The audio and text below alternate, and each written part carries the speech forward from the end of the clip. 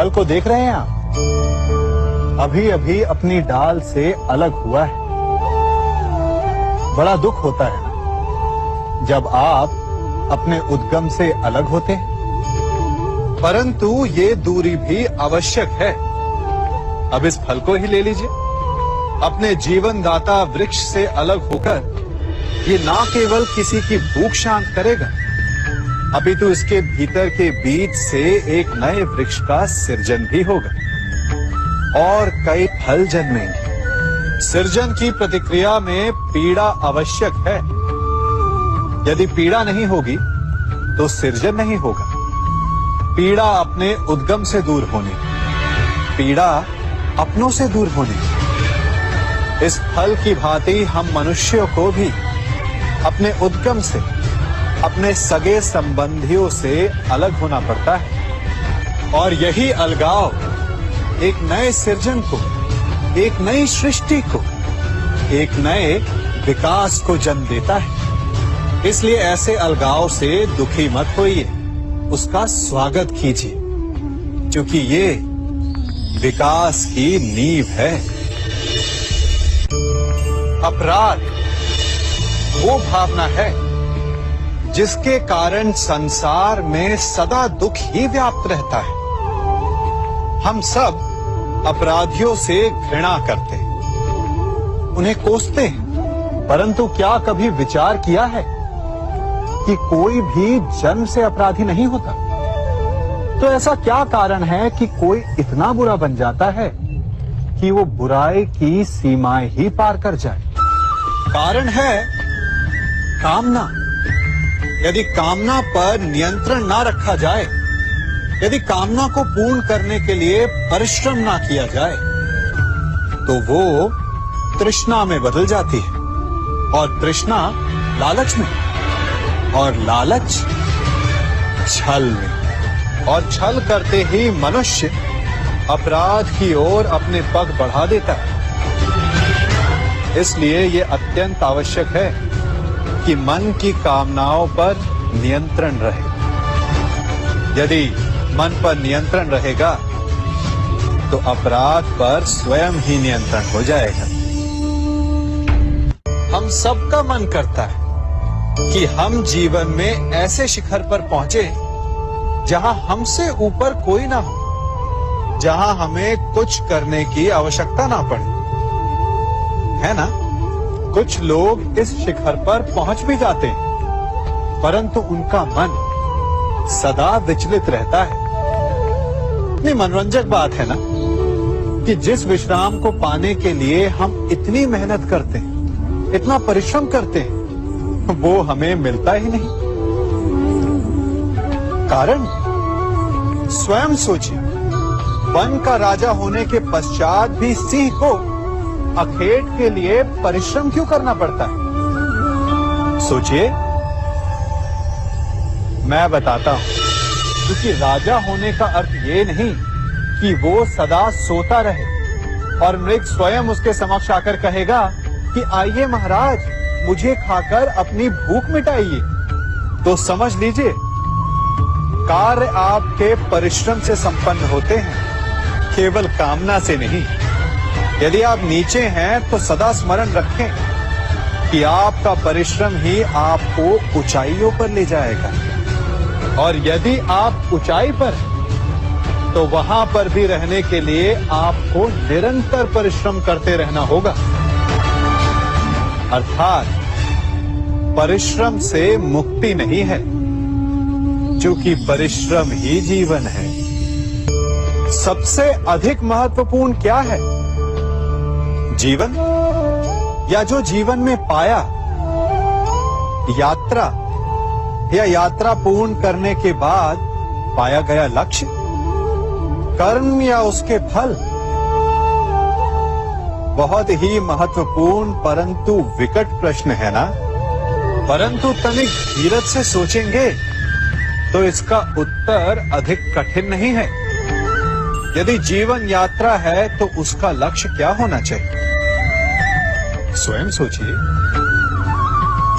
मान, संतान, धन, नहीं ना? अंतिम लक्ष्य है परम आनंद, और ये अचानक से नहीं मिलता। इसे पाने का केवल एक ही उपाय, और वही आपका कर्म, वही आपकी यात्रा भी, और वही आपका प्रारब्ध भी है। और आपको कौन बताता है कि आपके लिए सही क्या है? वो है आपका मन, जो मस्तिष्क की भांति हानि और लाभ नहीं सोचता, जो आपको ये बताता है कि शुभ किसमें, संसार का कल्याण किसमें, आनंद किसमें। यदि आपका मन संयमित है तो वो आपका सबसे महत्वपूर्ण मार्गदर्शक है, जो आपकी यात्रा, आपका लक्ष्य, आपके कर्म और उसके फलों को सबको शुभ बना सकता है।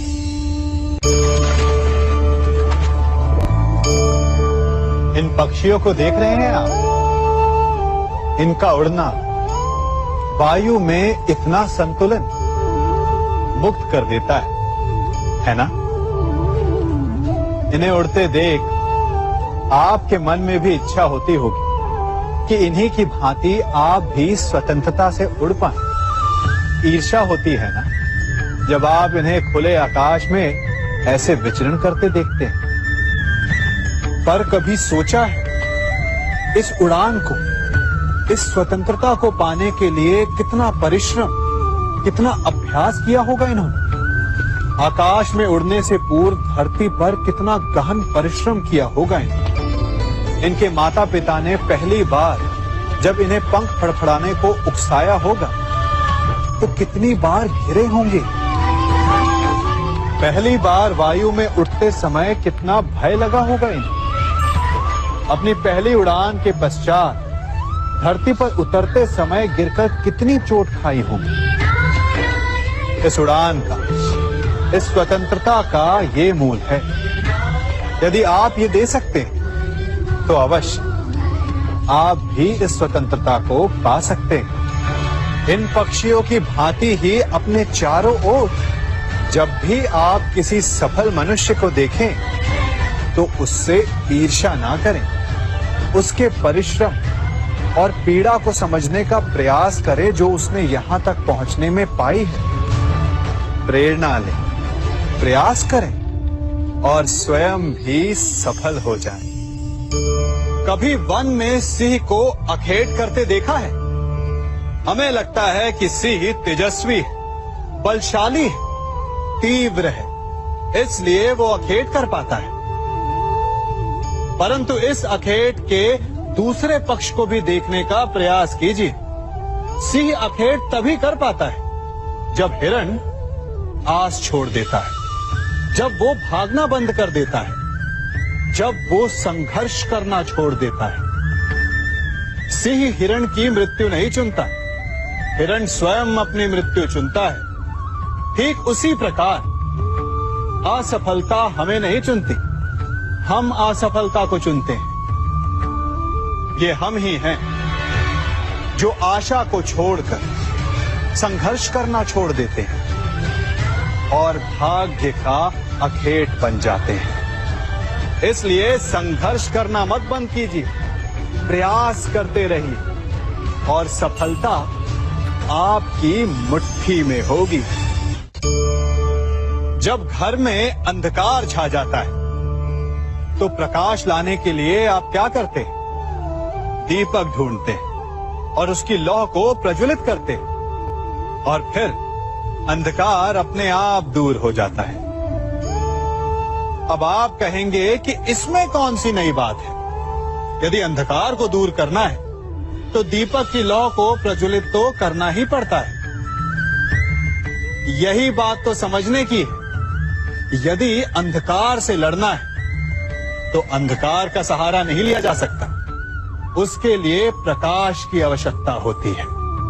घृणा का अंत करना है तो उसे घृणा से अंत नहीं किया जा सकता, उसे प्रेम की आवश्यकता होती है। शत्रुता का अंत शत्रुता से नहीं किया जा सकता, उसे क्षमा की आवश्यकता होती है। यदि आपको नकारात्मक ऊर्जाओं से लड़ना है तो स्वयं को सकारात्मक बनाना होगा और तभी आपके जीवन में वास्तविक आनंद आ सकेगा। एक न एक बार हर युवा के जीवन में एक ऐसा समय आता है जब उसे लगता है कि उसके माता पिता उसके साथ बहुत कठोर हो रहे हैं। मैं आपसे पूछता हूं, क्या आपने कभी कुम्हार को मटकी बनाते हुए देखा है? वो गीली माटी से मटके को चाक पर आकार देता है और वास्तविक आकार वो मटकी को तब देता है जब वो लकड़ी के संभल से मटके को बाहर से पीटता है। हम सभी उस कुम्हार को मटके को पीटते हुए देखते हैं, परंतु उस कुम्हार के उस हाथ को नहीं देखते जो मटके को भीतर से बाहर की मार से सहारा दे रहा है। हमारे माता पिता भी ऐसे ही होते हैं। अपनी संतान के भले के लिए, उसके भविष्य को आकार देने के लिए कभी कभी वो कठोरता को भी अपनाते हैं। आप केवल उनकी कठोरता को मत देखिए, उस संभल को भी देखिए जिसने आपको भीतर तक से संभाल कर रखा है।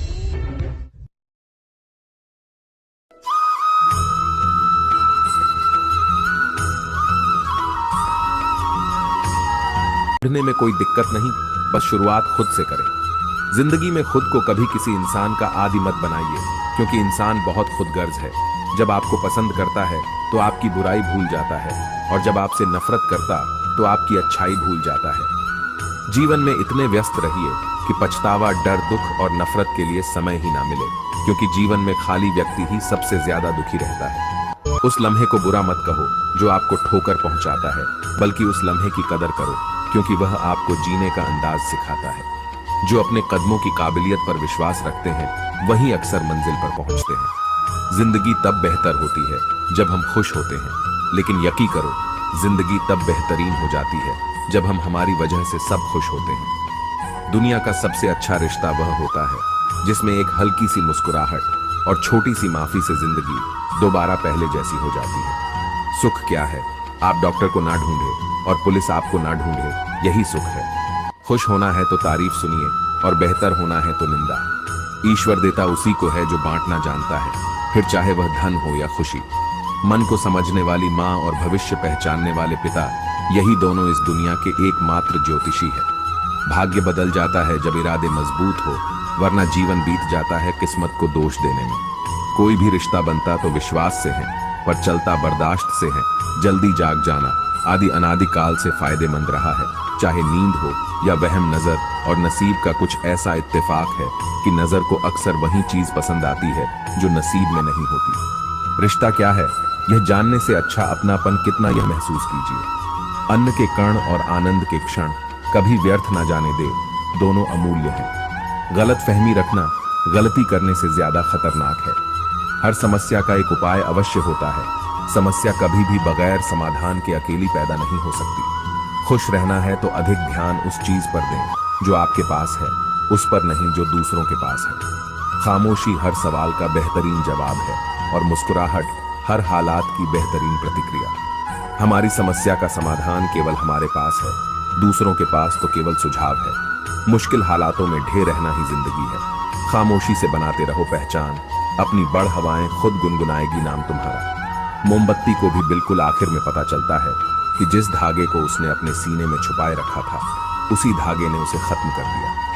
समय बीत जाने के बाद कदर की जाए तो वह कदर नहीं, अफसोस कहलाता है। हमेशा धैर्य रखना चाहिए। जब अच्छा वक्त हमेशा नहीं रह सकता, तो बुरा वक्त हमेशा कैसे रह सकता है। जीवन में अगर कुछ प्राप्त ना हो तो निराश मत होना, क्योंकि ईश्वर ने आपके लिए कुछ बेहतर सोच रखा है। रिश्ता जो भी हो मजबूत होना चाहिए, मजबूर नहीं। शब्दों का वजन तो बोलने वाले के भाव पर आधारित है। एक शब्द मंत्र हो जाता है, एक शब्द गाली कहलाता है। वाणी ही व्यक्ति के व्यक्तित्व का परिचय करवाती है, क्योंकि हमारी वाणी ही किसी को हमारे नजदीक तो किसी को हमसे दूर करवाती है। बातों की मिठास अंदर का भेद नहीं खोलती। मोर को देख के कौन कह सकता है कि यह सांप खाता होगा। जीवन सुंदर ऐसे ही नहीं बनता, इसे प्रार्थना, विनम्रता, त्याग और प्रेम के साथ सुंदर बनाना पड़ता है। हमेशा खुश रहना चाहिए, क्योंकि परेशान होने से कल की मुश्किल दूर नहीं होती, बल्कि आज का सुकून भी चला जाता है। जिनकी हंसी खूबसूरत होती है, उनके जख्म काफी गहरे होते हैं। सबके दिलों का एहसास अलग होता है। इस दुनिया में सबका व्यवहार अलग होता है। आंखें तो सबकी एक जैसी होती हैं, पर सबका देखने का अंदाज अलग होता है। जीवन में कोई भी भलाई व्यर्थ नहीं जाती, किसी न किसी रूप में लौटकर जरूर आती है। मौन रहना एक साधना है और सोच समझकर बोलना एक कला है। जो आने वाला है वह हमेशा गुजरे कल से बेहतर होगा। यह सोच आपको कभी निराश नहीं होने देगी। आपके अच्छे कर्म ही आपके हर सुख का आधार है। किसी का सरल स्वभाव उसकी कमजोरी नहीं होता है, उसके संस्कार होते हैं।